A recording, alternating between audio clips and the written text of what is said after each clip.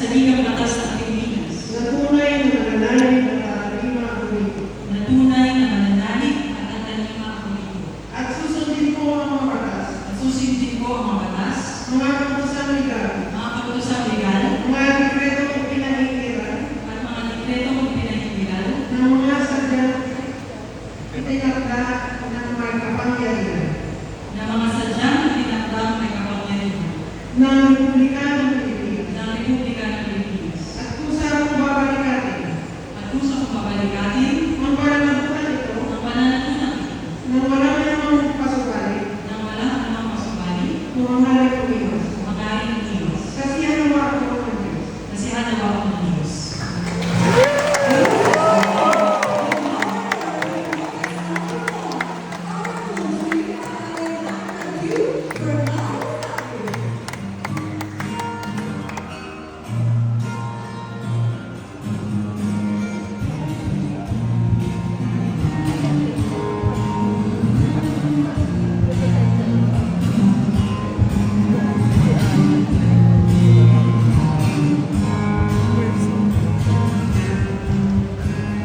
Once again, our gratitude to Judge Dominic Pascual for being the officer to administer